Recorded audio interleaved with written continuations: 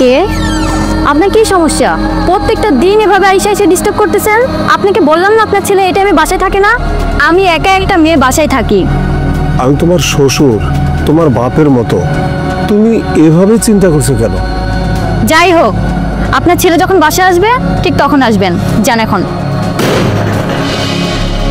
এসবই আমার অদৃষ্টে লেখা ছিল রে বাবা।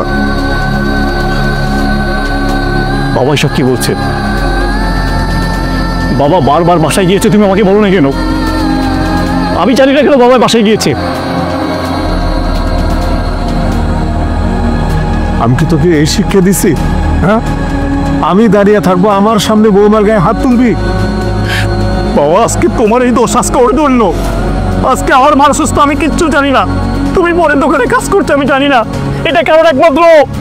কারো কোনো দোষ নেই রে বাবা, সব মানে আমার অদৃষ্টের লেখন ছিল রে বাবা।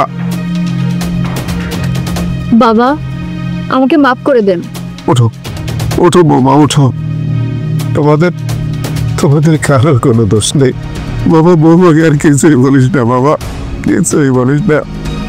বাবা একটা কথা মনে রেখো, তোমাদের একদিন আমাদের মতো বয়স হবে, তোমরাও একদিন বাবা মা হবে। সেদিন এই বৃদ্ধ বাবা মায়ের কষ্টটা তোমরা বুঝবে বৌমা। বাবা তুমি ওর সাথে এখন বাসায় চলো। ভাই, আমার বাবাকে আপনি আশ্রয় দিয়েছেন, আমি আপনার কাছে চেয়ে কৃতজ্ঞ থাকবো ভাই। আমি আমার বাবাকে নিয়ে যাচ্ছি। চাচা যান, সমস্যা নাই। যেহেতু আপনার ছেলে আপনার পাইছে, বউ পাইছে, নিয়ে যান। ঠিক আছে? ঠিক আছে, ভালো ভাই। আসসালামু আলাইকুম। আচ্ছা, ওয়ালাইকুম আসসালাম। ওয়ালাইকুম আসসালাম।